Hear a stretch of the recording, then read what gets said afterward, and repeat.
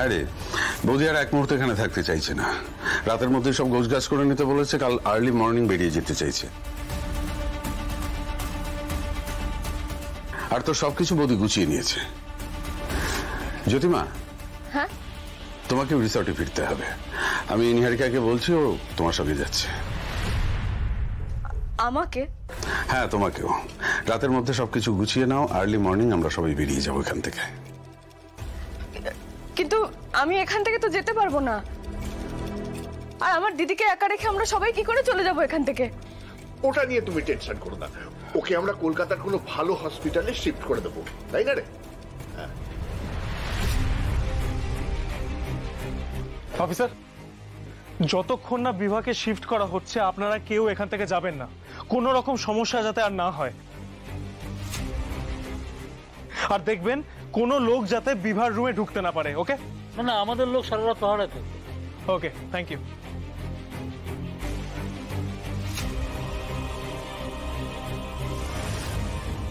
হে ভগবান, এরা তো চারদিক দিয়ে ঘিরে ধরেছে আমাদের।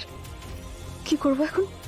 পুলিশ জিজ্ঞাসাবাদ শুরু করলে কিভাবে রক্ষা করবো দিদিকে? টেনশন করো না জ্যোতি। হ্যাঁ?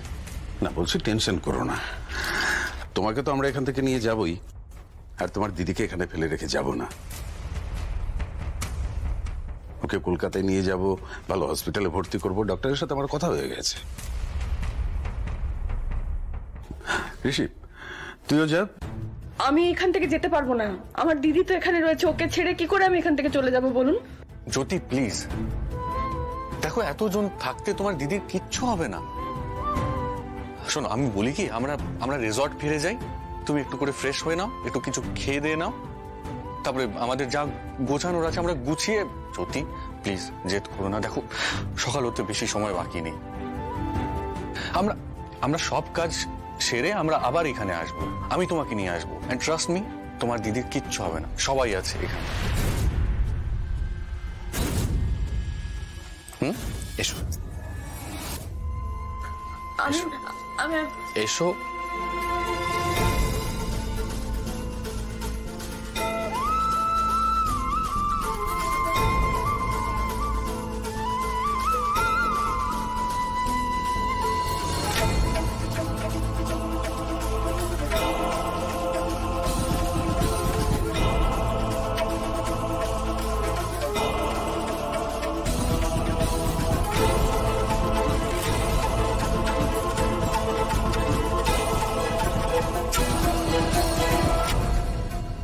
অচ্যুতানন্দ মহারাজজি, আপনি অনেক করেছেন।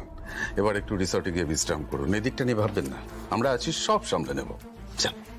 আরে আপনি চিন্তা কেন করছেন? আমরা আছি তো। আপনি যান, আপনি নিশ্চিন্তে গিয়ে রেস্ট নিন, কেমন? এসো।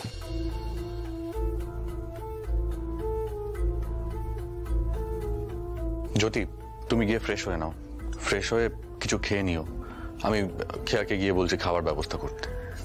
আমার জন্য এত চিন্তিত হতে হবে না, আমি ঠিক আছি। ঋষি, জ্যোতি, হ্যাঁ রে, বিভা কেমন আছে রে?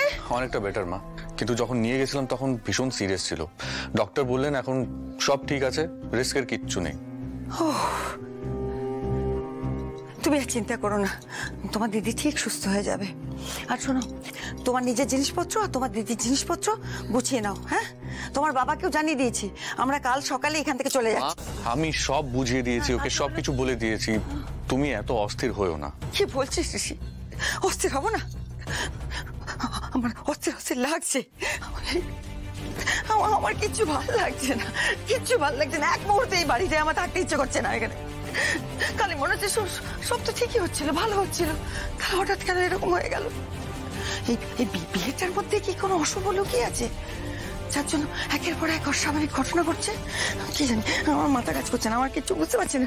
হ্যাঁ রে ঋষি, তুই বল না, এরকম গন্ডগোল কেন হচ্ছে, কিসের জন্য হচ্ছে, কার পাপে হচ্ছে, বল না, তুই বল। তুই জানিস? প্লিজ এখন এসব কথা বাদ দাও না। আমি এসব কথা বলতে চাইছি না গো, কিন্তু মনের ভেতরটা না এমন তোলপাড় করছে, মুখ দিয়ে বেরিয়ে যাচ্ছে কথাগুলো। কারণ কোষ্ঠী মিলে গেল তো, কি সুন্দর চমৎকার মিলে গেল কোষ্ঠী, সবাই সবাইকে পছন্দ করলো, কি সুন্দর হচ্ছিল। তার মধ্যে এইসব অশুভ ঘটনা ঘটলে মনের ভেতর আসবে না গো কথা? তুই বল না। 12 কোটি টাকার গয়নার ডাকাতি, তুই ভাবতে পারছিস? তারপর ও দিদির সাথে এই সর্বনাশটা হয়ে গেল। এসব কি হচ্ছে আমাদের সাথেই কেন হচ্ছে বলতো ঋষি? না, এই অলক্ষণের বাড়িতে থাকতে হবে না, কিছু একটা গন্ডগোল হচ্ছে জানো তো। তোমাকে না আমি কাল সকালে এই বাড়ি থেকে নিয়ে যাবো, সে আমার বাড়িতে বরণ করে তুলবো। যতক্ষণ না ঋষির হাতে তোমাকে শোভে দিতে পারছি না, আমার শান্তি হচ্ছে না।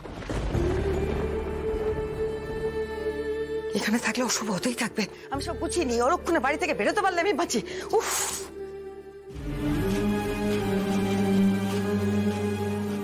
ওমা কেঁদো না, কেঁদো না, কাঁদছো কেন? ছি ছি ছি ছি, কাঁদতে নেই।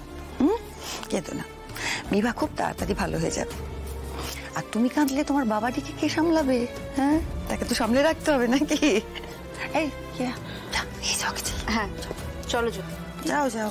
বাবা এবার তুমিও একটু বিশ্রাম নাও। হ্যাঁ, আর বাবা ঋষি, সারাদিন কিন্তু তোর অনেক দখল গেছে, যা এবার নিজের ঘরে গিয়ে বিশ্রাম নে। যা যা, আমি ওদিকটা দেখছি। সত্যি বাবা, কোন অশুভ হাওয়া যে আমাদের পরিবারে এসে লাগলো কে জানে। আর কে সেই অদৃশ্য শত্রু যে উঠে পড়ে লেগেছে আমাদের পরিবারের ক্ষতি করবার জন্য। আমাদের কপালটাও তেমন, যত সব আমাদের কপালেই জোটে। অদৃশ্য শত্রু? সত্যি কি অদৃশ্য?